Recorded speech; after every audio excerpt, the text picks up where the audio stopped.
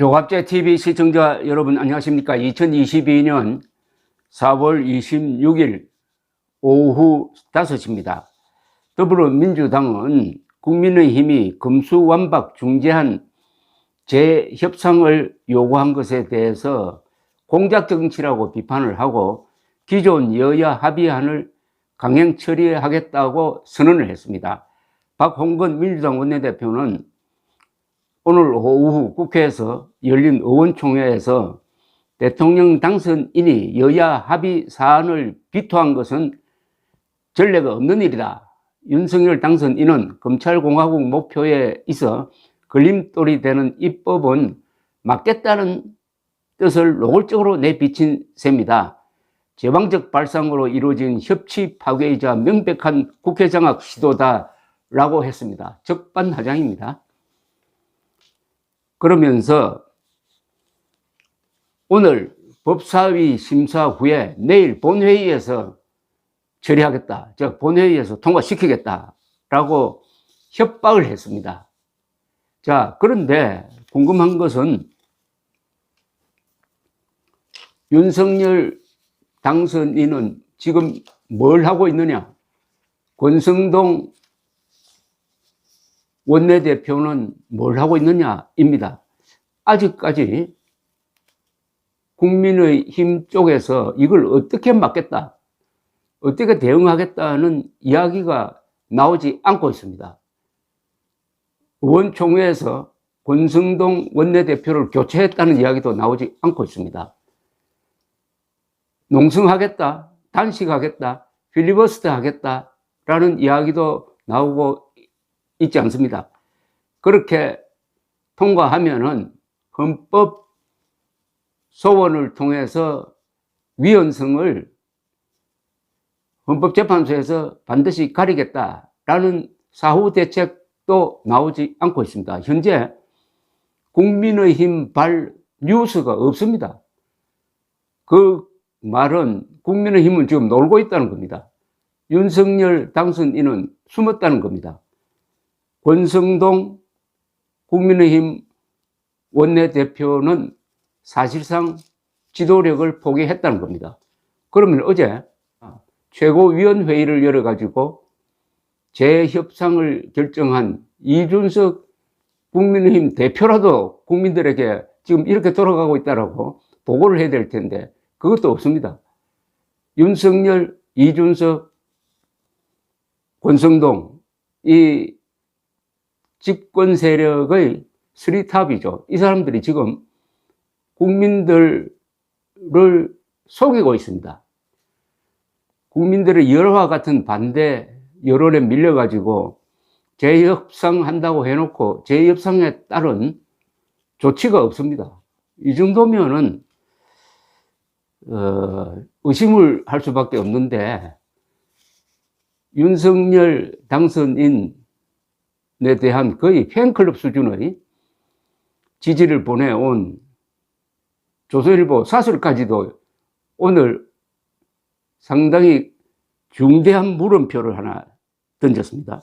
윤 당선인이 이제 와서 헌법가치 수호를 말하며 재논의 쪽에 힘을 싣는 것도 국민을 의아하게 한다. 권 원내대표는 윤 당선인의 핵심 척거리다. 며칠간 진행된 여야 간 협상이 윤 당선인에게 전달되지 않았을 리가 없다. 윤 당선인은 지난해 금수완박은 부패를 완전히 판치게 하는 부패 완판으로 헌법 정신에 완전히 위배된다며 검찰총장을 사퇴했고 이에 공감하는 국민들 지지를 얻어 대선 주자로 떠올랐다. 그랬던 윤 당선인과 그 척건이 본질적으로 금수완박 법안에서 달라진 게 없는 중재안을 기다렸다는 듯이 받아들였다. 그렇다면 설명이라도 해야 하지 않나?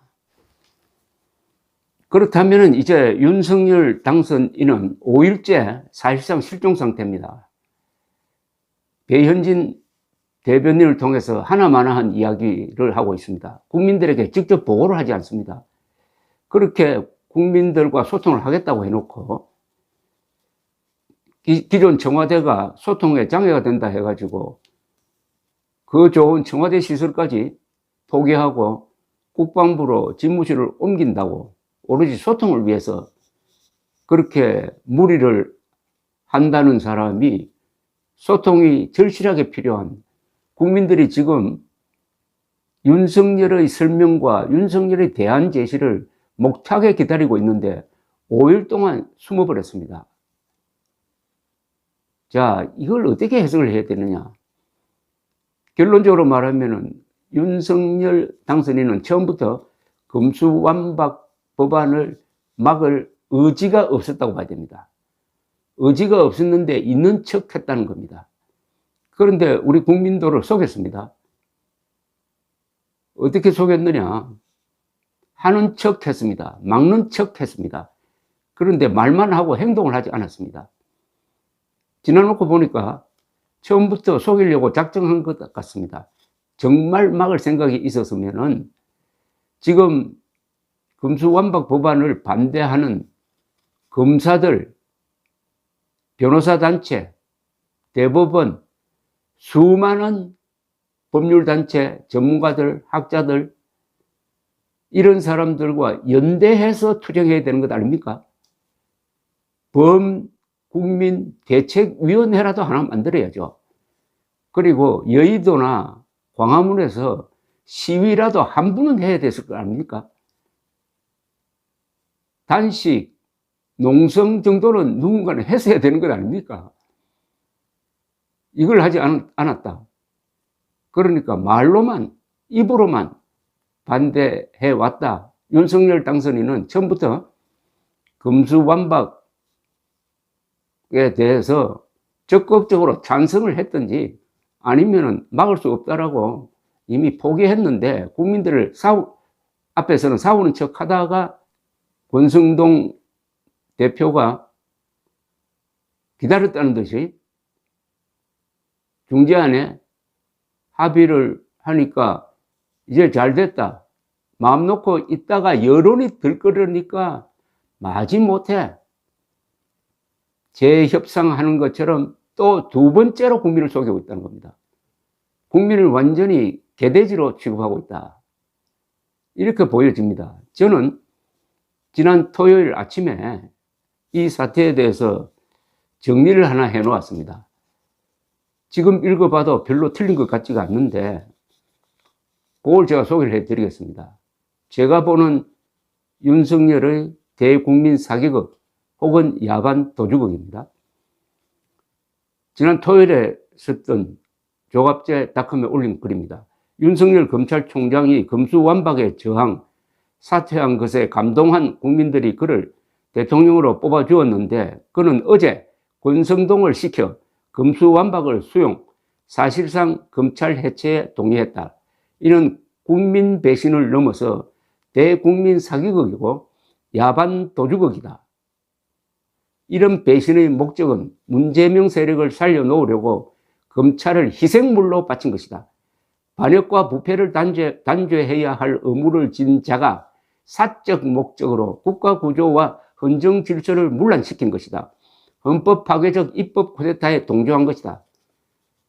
아니, 민주당은 대놓고 밀어붙이지만은 윤석열 당선인은 사실상 거기에 동조하면서 겉으로는 국민들 앞에서 반대하는 것처럼 그동안 쇼를 했으니까 더 나쁘다는 이야기죠. 도덕적으로.